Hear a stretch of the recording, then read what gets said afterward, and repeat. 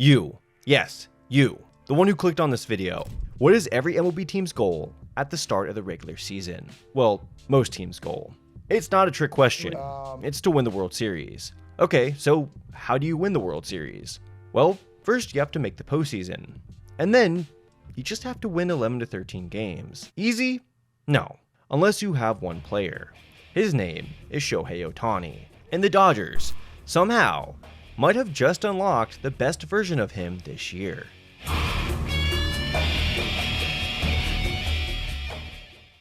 Let's quickly break down what is required for a team to make the playoffs. Hitting and enough pitching. Since 2015, only 16 teams have had a top 7 offense and not made it to the dance. Of those 16 teams, 6 were bottom 10 in pitching value. And now with the third wildcard spot, it's been easier than ever to get in with a good offense. Since 2022, only 4 rosters have placed in the top 7 while failing to make the postseason. And 2 of them were the Arizona Diamondbacks, who couldn't protect a lead against a beer league softball team. This is it deep to right center, and it's happened again. So then, how do you navigate through the gauntlet of the postseason? Pitching and enough hitting.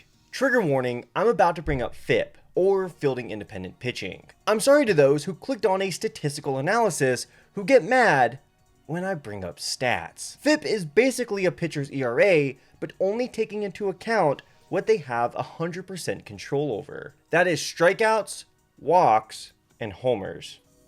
Now, I will say, I am not a FIP evangelist. There are many different ways to evaluate pitching. This shouldn't be the only one. We stand our soft contact kings. But when it comes to winning a short series, where a Baltimore chop or a Bermuda triangle or a ball that hugs the line just a little too long can be the difference between advancing and going home, you want to minimize damage caused by factors that are out of the pitcher's hand. And FIP is one of the best measures for that. Of the previous 25 World Series winners, 15 were top 10 in FIP during the second half. In fact, there have only been 8 World Series in the last 25 years that didn't feature at least one team that was top 5 in second half FIP. And by the way, I did use second half stats to be more reflective of a team's true talent heading into the postseason. And I understand, this may not seem that convincing. Baseball, especially in October, is a sport where you can do everything right and still lose. That's down the right field line into the corner. This ball is gone for a home run! But stacking your roster with pitchers that can blow baseballs past the competition while limiting walks and homers put your team in the best position to win it all. Think the 2019 Nationals, who used what was left of Steven Strasburg, Max Scherzer, and Patrick Corbin to scorch their way to a title. Or the 2007 Red Sox, who got the best of Josh Beckett to win their second World Series in 4 years after coming up empty in the previous 86. Or the 2001 Diamondbacks, who got an eye-watering 89 2/3 innings out of Curt Schilling in the big unit. This is where we get to Shohei Ohtani. Ohtani is the best player in baseball. He is arguably the greatest athlete in the Big Four of North American organized sports leagues, and will probably be the best player you or I will ever see in our lifetimes. Not only has he done the impossible of managing to simultaneously hit and pitch at the highest level, he's done both at an elite clip. But it is fair to say his pitching has somewhat lagged behind his hitting, but not for the reasons you think. If we go back to FIP for a second, he ranks 7th among all pitchers since 2021. He has the 3rd highest strikeout rate in that same time frame. The problem, one unfortunately not unique to elite pitchers in today's game, is volume. After a long recovery from Tommy John surgery in October of 2018, the Angels were cautious with Ohtani when he returned to the mound in 2021. We don't talk about 2020, by the way. And he had to miss a few starts here and there due to everyday maladies such as a bruised elbow he got from a hit by pitch, a blister, and Bay Area traffic. In Ohtani's first and only season, where he was able to ramp up normally and qualify for the ERA title post-TJ, he had his best season as a pitcher both in cumulative and rate stats. You could even make the argument that with 1 or 2 more starts that year, he would have been a lock for the AL Cy Young. However, 2023 saw him re-tear his UCL in September, requiring an internal brace surgery, which is a notable difference from a full UCL replacement, but it did knock out his chances of pitching in the 2024 season, and set back his 2025 pitching debut to June. But this may have been a blessing in disguise for the Dodgers, and a key for them to get the most effective version of Ohtani for the foreseeable future. So let's get into why. But first, a word from not only our sponsor, but our partners at Rate Game. Playoff baseball is upon us, and it's officially our second October with Rate Game. For those of you who haven't downloaded the app, Rate Game is a way for you to track and rate every major sporting event that you watch, from Premier League to NFL to Major League Baseball. It provides stats that let you track your life as a sports fan. You can finally figure out what your peak sports watching experience was, your lowest point, and relive all the highs and lows throughout the years. This is basically Letterboxd, but for sports. 5 years down the line, do you want to know what the best game of this October was? Do you want to have a say in it? I know I do, and if you're watching this video, I bet you do as well. It's totally free to download and create an account, and you'll be joining a community of like-minded sports fans. For those of you who have already downloaded Rate Game, 1, thank you. I am a partner with the company, so it means a lot to me on a personal level. 2, there are so many great new features to tell you about. In addition to a complete redesign of the UI, Rate Game now allows you to rate every stadium that you visited, gain achievements, and create custom lists. I have my own that I'm personally fond of. It's called Late Night West Coast Bangers. You can probably guess what kind of games I've been adding to that list. I've also seen some fun ones, such as somebody creating a list of games where Tarek Skubal dominates, a White Sox fan ranking their most painful watches, and someone using MLB scores to count to 22. All really fun stuff, and the only limit is your imagination.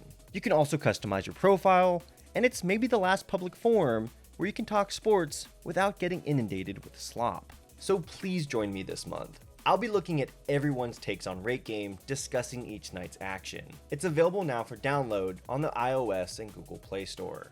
I hope to see you there. So let's talk death, taxes, and pitcher injuries. The Dodgers especially understand this phrase. Well, at least the last two parts of it. They just experienced the worst case scenario when it comes to pitchers getting hurt. They saw major injuries to 3 of their 5 opening day starters, losing a combined 266 projected innings from Roki Sasaki, Tyler Glasnow, and Blake Snell.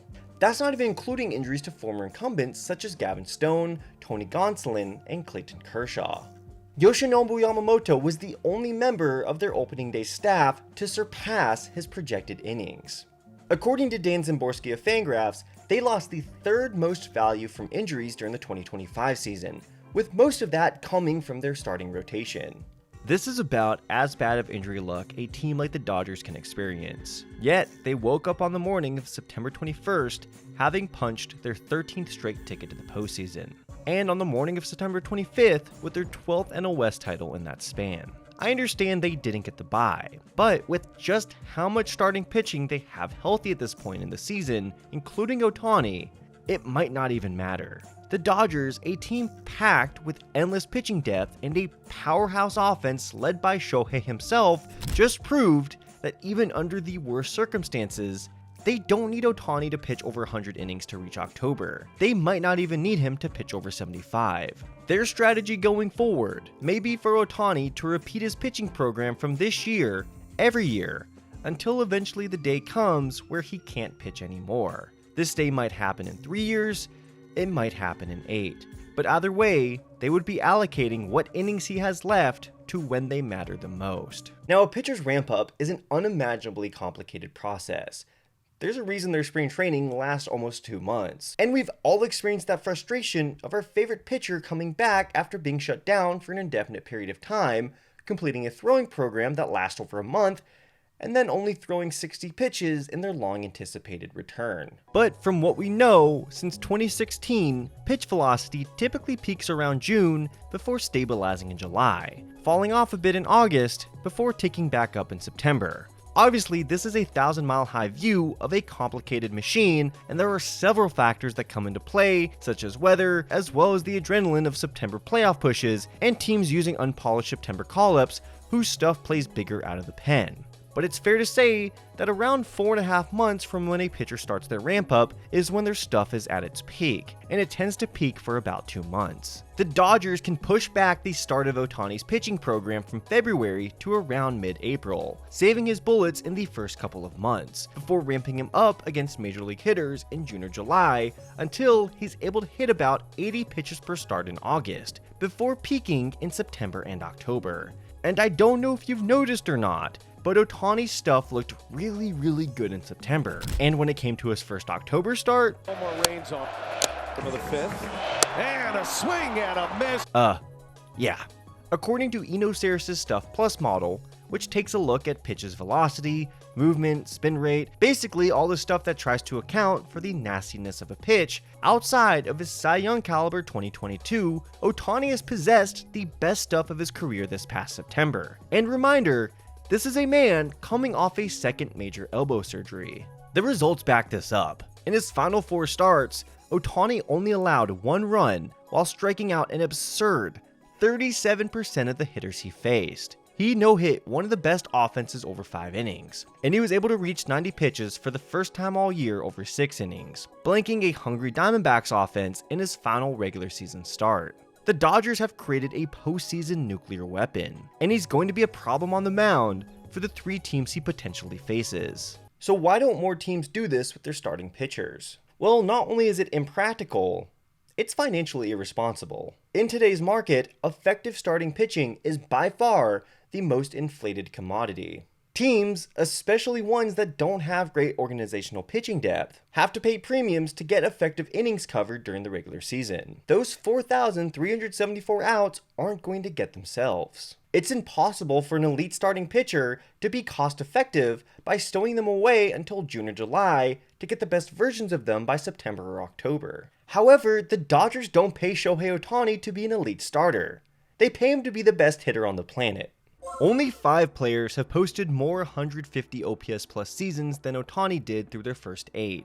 Their names are Mickey Mantle, Hank Aaron, Frank Thomas, and former teammates Albert Pujols and Mike Trout. Only 5 players have had more extra base hits through their first 8 seasons than Shohei Ohtani. Their names are Barry Bonds, Jeff Bagwell, Eddie Matthews, Hank Aaron, and, again, former teammate Albert Pujols. And remember, one of those seasons was a pandemic-shortened 2020 in which he struggled through. Again, don't really want to talk about it. From just a hitting standpoint, these are inner circle Hall of Famers that Ohtani is casually fraternizing with. And he's doing it at not only a fair market rate, but possibly a complete bargain.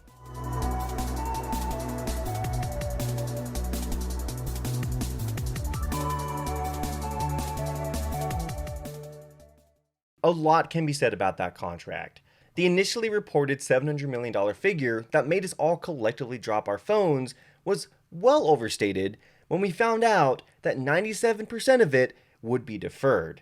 Meaning that during the life of the contract, Ohtani is only making $2 million a year. Inflation, coupled with the fact that by the time he retires, the $68 million a year Ohtani is owed will be a relative drop in the bucket to Guggenheim Investments, the owners of the Los Angeles Dodgers, because of the firm's own projected growth, due in part to the value Ohtani himself brings, not only through merchandising and gate sales, but also their strategic international partnerships with the Japanese market. What I'm trying to say here is that not only is Ohtani the best player on the planet, he is one of, if not the best investment a sports franchise has ever made.